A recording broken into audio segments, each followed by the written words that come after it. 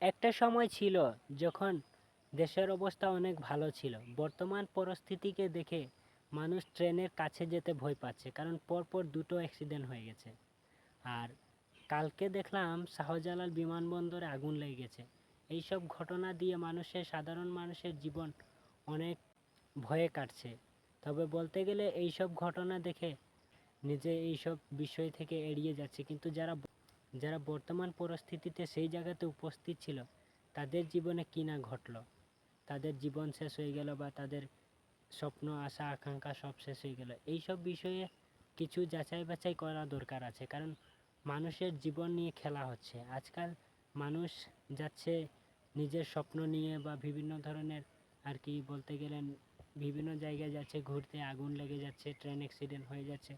তারা যাচ্ছে তাদের নিজের জীবনকে ভালো করতে, আর সেখানে তাদের জীবনটাই শেষ হয়ে যাচ্ছে। এইরকম করলে জীবনটা কিভাবে চলবে বা মানুষের জীবন কিভাবে চলবে, সেটার বিষয়ে কোনো যাচাই বাছাই করা দরকার। আর কেন এত জীবন নষ্ট হয়ে যাচ্ছে, সাধারণ মানুষেরই জীবন যাচ্ছে বলতে গেলে এইসবে।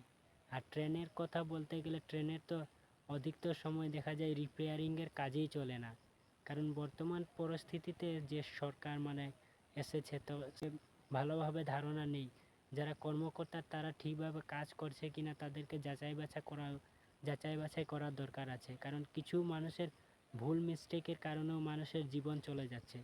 আর সেই বিষয়ে না যাচাই বাছাই না করলে কিভাবে বুঝতে পারবে যে আসলে ঘটনাটা কিভাবে হলো। আর পরপর দুটো অ্যাক্সিডেন্ট, একটা হলে না হয় বলা যায় যে একটা হয়েছে, পরপর দুটো অ্যাক্সিডেন্ট, আগুন লেগে যাচ্ছে, বিভিন্ন ধরনের বিভিন্ন কিছু হচ্ছে। আসলে এই সব বিষয়গুলা মানুষের একটা সময় হবে, যারা সরকারি যেসব আর কি ট্রেন বলেন আর যেটাই বলেন, সরকারি সব কিছু থেকেই আর কি বিশ্বাস উঠে যাবে।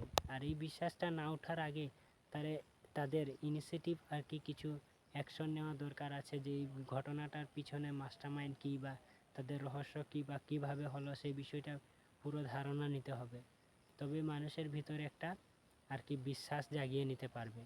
আর এখন এমন হয়ে গেছে যে ট্রেনে উঠতে তো ভয় পায় মানুষে, অধিকতর মানুষ মনে করে যে এইসব ট্রেনে যাওয়ার চেয়ে নিজের ব্যক্তিগত গাড়ি থাকা ভালো, কারণ নিজের সেফে বা নিজের ব্যক্তিগত যদি কোনো সমস্যার কারণে অ্যাক্সিডেন্ট হয় তো নিজে বলতে পারবে বা নিজের জীবনের থাকবে আর কি, তাদের সেফটি নিয়ে তারা চালাবে। এখন তো বর্তমান পরিস্থিতিকে দেখে বোঝা যাচ্ছে যে কাউকে বিশ্বাস করাও ভুল।